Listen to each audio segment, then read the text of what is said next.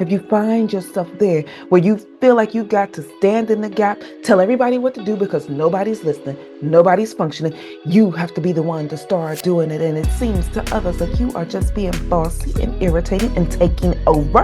When you start losing elements of who you are, the dreams, the visions, and all the rest of the stuff, they don't matter.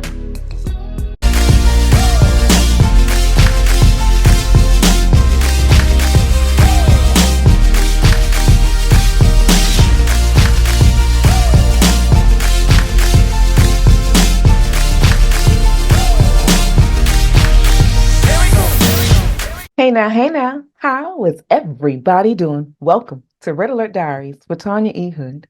Today, I was wondering if you have ever felt like I have in the past, where the dreams that you once had, the things that you envisioned for your world, the happy home, the great job, all of the things, the trips, the stuff, you know, every year we put together a vision board.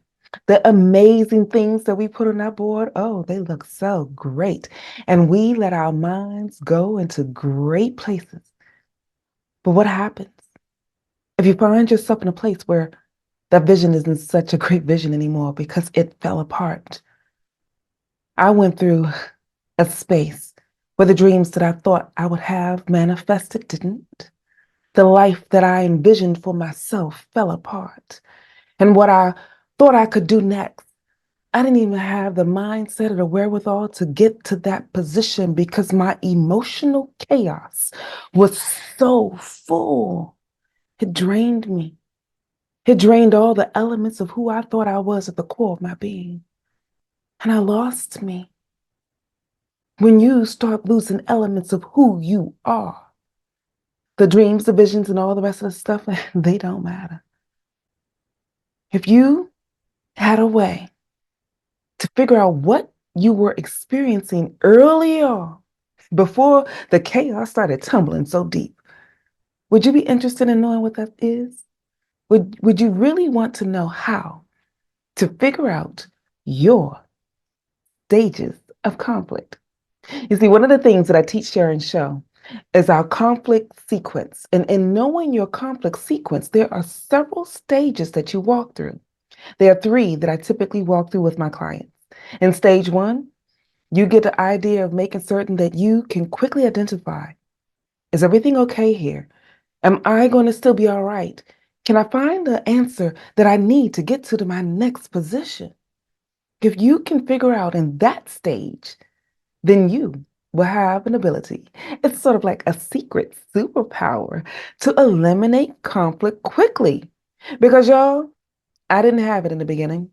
I went through all of the stages of conflict, moving through the moments of feeling like I was defeated, going to a place where this thing called life, I didn't think I had enough in me to keep fighting anymore.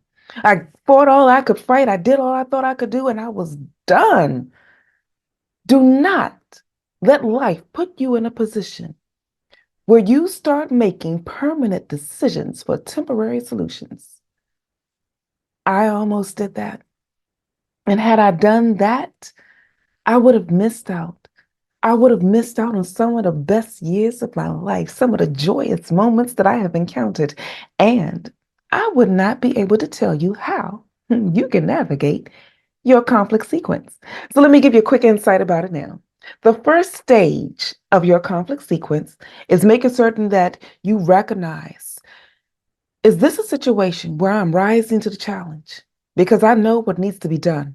And if I have to voice myself a little too much to try to help everybody else figure out what needs to be done, then that means I have entered into stage one, conflict. If you find yourself there where you feel like you've got to stand in the gap, tell everybody what to do because nobody's listening, nobody's functioning, you have to be the one to start doing it. And it seems to others like you are just being bossy and irritating and taking over. All you're trying to do is just assert your position because there's a natural leader in your soul. See, the natural leader in you knows that this situation needs someone to take authority and make it go where it's supposed to. You recognize the goal, you know where the path is, and all you're trying to do is help people get there. You see, if you have individuals telling you, why do you have to just take over everything? You are in conflict. You may not recognize it, but everybody else around you does. So if you hear people giving you clues, start paying attention to it. And the earlier you can figure out what those clues are, the faster you can eliminate conflict because at that point, you're in stage one. But let's say you missed the clues in stage one and you spiral down where you are no longer considering anybody else. At that point, you are just mean and cruel. You have decided that no matter what anybody says, what anybody does, you are just going to completely take over. If you have to throw people under the bus to get where you need to go so that the goal that has been set out can be achieved, oh, you are too deep. You need to rise up. There are ways that you can reset yourself, even if you find yourself spiraling down. If you are an individual that rises to the challenge, that individual that's a natural leader, a go getter, you see what needs to be done because you have often been chosen to be the team leader. You're the boss, you're the CEO, you are the one that is in charge. So it's natural for you to decide no matter what happens, we are still going to push forward.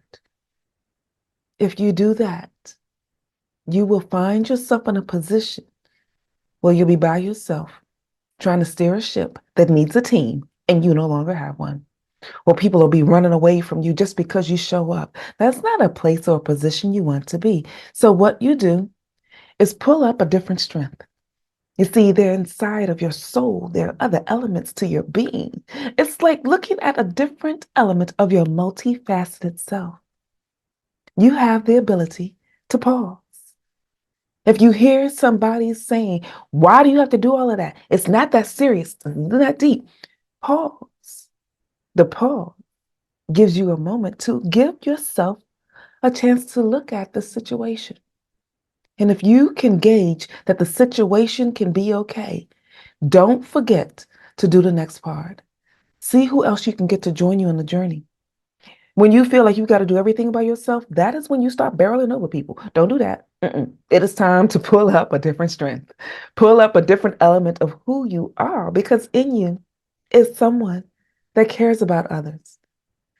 There are those situations that you are building. You are creating this empire so that people can flourish and have it work. So you have a concern for them, but they don't always see it. So you find yourself barreling down where someone's got to tell you it doesn't take all that, or you have reached stage three. In stage three conflict for you, if you are that person that is a natural leader and you reach stage three, you will burn the house down to make certain that we just clear the terrain so that we can start over because what we had is not working. Don't do that. When you find like the place where you have decided, I don't care what's happening, I am done, and you have to fight to finish what you started, oh, you are too deep. Ask someone else to join you.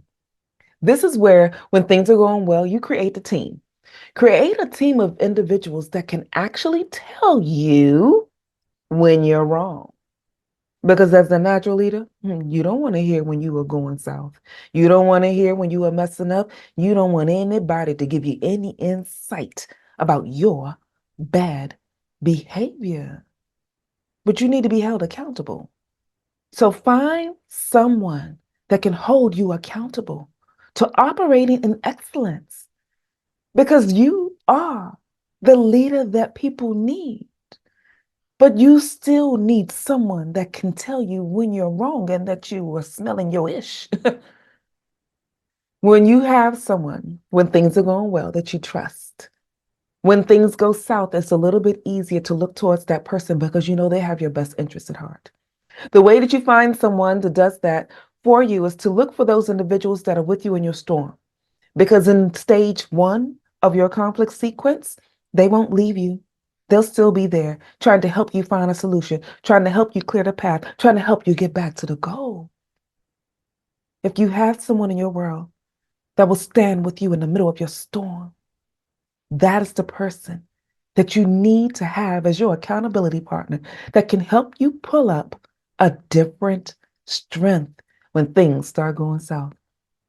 that will support you on your journey. And you will be a better support system to those around you so that you don't burn the house down.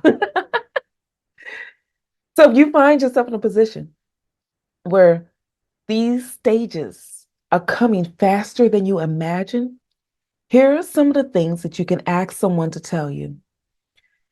Tell them, if you find me barreling, say, look at me, because they need to first get your attention. Because in your moment of storming through, trying to get to the goal, you are not going to listen.